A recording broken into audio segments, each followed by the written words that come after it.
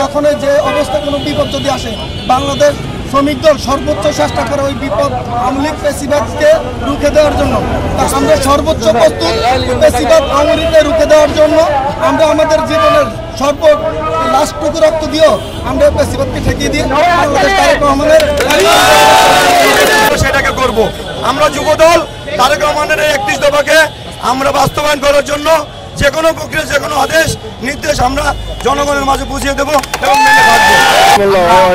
গণতন্ত্র পূর্ণ উত্তরের জন্য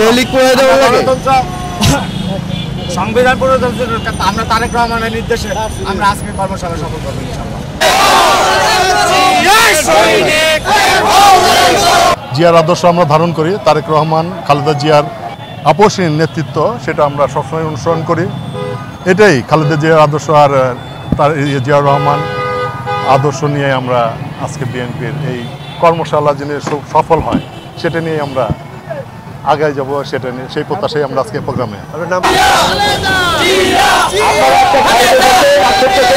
মিরপুর থানা মৎস্যজীবী দলের পক্ষ থেকে আমাদের 31 দফা কর্মশালাকে আমরা সর্বোচ্চ আমাদের জনপ্রিয়তা লইয়া আমার লোকজনকে নিয়ে আমি সুন্দরভাবে আমার কর্মশালাকে আমি সফল করার জন্য আমি চেষ্টা করতে সকল লোকজনকে নিয়ে আমি এই বলে বক্তব্য শেষ করলাম। দল বিএনপি ঘোষিত রাষ্ট্র কাঠামো মেরামতের 31 দফা বাস্তবায়ন এবং মিরপুর থানা বিএনপির কর্মী সভায় আজকে জাতীয়তাবাদী মৎস্যজীবী দল ঢাকা মহানগর উত্তরের আওতাধীন মিরপুর থানার নেতৃত্বে একটি বিশাল মিছিল নিয়ে আমরা সভাস্থলের দিকে অগ্রসর হচ্ছি।